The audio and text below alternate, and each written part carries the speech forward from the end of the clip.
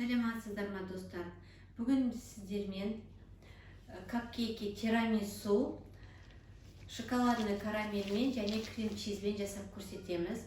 Бұл жердің ішіндегі крем чизді арнайы менің аккаунтымда, осы каналымда бар, қарасаңыздар да болады. Және шоколадный карамельдің де түсіру жолы осы каналымнан таба аласыздар. Ссылкасын мен осы видеоның ақырына салып қоямын описанияға. Ал осы шоколадный бұл капкейки тирамису өте дәмді, какаоның дәмі шығып тұратын және өте нәзік капкейк. Жасаңыздар, менен шыққан зат сіздерден де шығады. Бірге жасайық. Оның қалай жасалу жолын білу үшін менімен бірге видеоның ақырына шейін болыңыздар. Ал бисмилля деп бастайық. Бұл капкейкті жасау жолының ерекшелігі, бізге миксер мүлдем керек те болмайды. Егер де қаласаңыздар, венчикпен жасай берулеріңізге болады. Бірінші біз кілең мына құрғақ ингредиенттерін, құрғақ қоспаларын араластырып аламыз. Алдын ала кофені ертіп қоямыз ыстық суға. Ыстық суға мына еритін кофені салып, бөлме температурасына шейін суып тұру керек. Бірінші соны дайындап қоямыз. Одан кейін мына ұнды, қантты және какао мен разрыхлительді бәрін бір ыдысқа саламыз.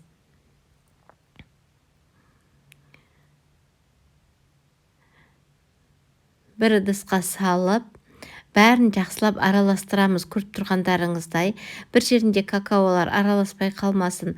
Ұн мен какаоны міндетті түрде елегіштен өткізіп аламыз.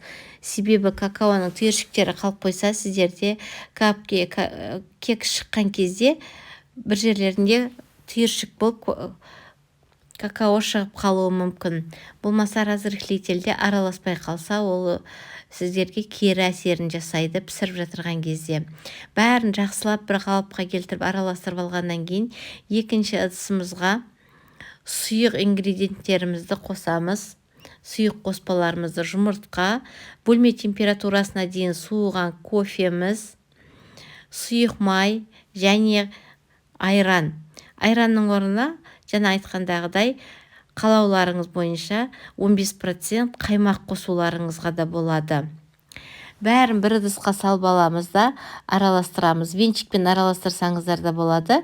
Мен бірақ миксермен араластырдым, ең кішкентай жылдамдығына қойып. Бір қалыпқа келгенше бұны да жақсылап араластырып аламыз.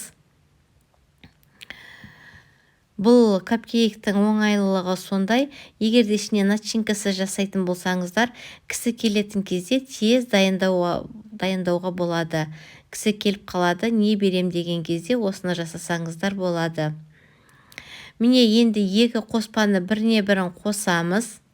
Сұйық қоспамен және құрғақ қоспамызды қосып және де араластырамыз бір қалыпқа келгенше. Бұл кезде де сіздер венчикпен араластырсаңыздар болады. Міне бір қалыпқа келгенше араластырдық. Біздің қоспамыз дайын. Енді бұны пісіретін ыдысымызды дайындаймыз. Ыдыстарыңызда сіздерде арнайы осындай капкейктер, кекстар пісіретін ыдыс болса, ішіне қағаз салып пісіруге болады. Жұмсақ қағазы ондай ыдысқа міндетті түрде салу керек. Болмаса осындай қатты арнайы кекс пісіретін ыдыстар сатылады. Кондитерлік магазиндерде капсулалар дейді. Соған 3/1-ге толтырып ыдысты ортасынан жоғары етіп құямыз. Көп құюдың керегі жоқ, себебі асып кетеді, томпайып, ондайдың керегі жоқ. Бізге ортасынан жоғары 3/1 көлемінде толтырамыз. Бұл кезде духовкамызды 170-180 градусқа ысытып қоямыз. Дайын болған духовкаға осыны 20-25 минутқа пісіріп аламыз. Әркімнің духовкасына байланысты өздеріңіз қарайсыздар. Менде 170 градуста 25 минутта пісіп шықты. Енді осының, егер де сіздер начинка салатын болсаңыздар, ортасын, сердцевинасын алып тастаймыз. Оны 2-3 жолы бар алатын. Осындай арнайы ыдыспен алуға болады. егер де сіздерде жоқ болса, онда тіпті пышақтың көмегімен де алуға болады. Крем жасайтын насадканың да көмегімен алуға болады. Тіпті начинкасыз жасасаңыздар да өте дәмді капкейк болып шығады. Бұның начинкасы менде шоколадный карамель. Оның ссылкасын мен астына описанияға жазып қоям. Менің каналымда рецептісі бар. Және жасалынған кремнің де рецептісі арнайы жазылған, арнайы ссылкасын оны да салып қоям.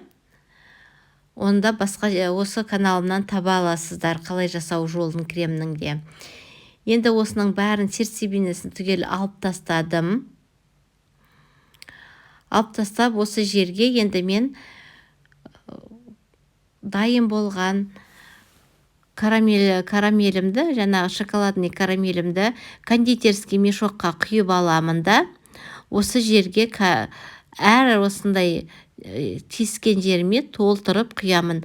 Бұл карамельный шоколадный карамель емес, маленовый болмаса клубникадан, әртүрлі өздеріңіздің қалауларыңыз бойынша сіздер начинка жасауларыңызға болады. Міндетті түрде карамель жасау міндет емес. Болмаса классический карамель жасасаңыздар да өте дәмді. Оның рецептісі де менің каналымда бар. Маған және апельсиновый кулидан жасаған өте қатты ұнайды. Міне осындай етіп жасалған кремімізді арнайы мешокқа салып, насадка салып, өзіңізге ұнайтын осылай етіп форма жасап бетін әрлейміз. Менде мына орео печеньесі ездім де, және осылай ситадан өткізген кезде бетіне әдемі болып түседі. Болмаса өздеріңіздің қалауларыңызша әрлейсіздер. Достар, егер де менің каналыма жазылмасаңыздар, жазылып қойыңыздар. Және колокольчикті бассаңыздар, сіздерге менен шыққан жаңа видеолар белгілі уведомлениемен келіп тұрады. Сонда сіздер менің шыққан видеомды жіберіп алмайсыздар. Енді мен бұны осындай мастикамен әрледім. Бұндай мастикамен өте әдемі етіп туған күндерге, қалғандай басқа мерекелерге әрлеулеріңізге болады. Бұндайды печать етіп алсаңыздар болады. Кондитерский магазиндерде өздері печать жасалынады. Мастиканың бетіне жапсырасыздар. Оның жасалу жолын мен сіздерге түсірмедім. Өздеріңіз білмесеңіздер, бір күні қаласаңыздар түсіріп көрсетемін арнайы. Өте әдемі мерекелік капкейк болып шығады. Видеоны ақырына шейін қарағандарыңызға рахмет. Сіздермен болған үміткен.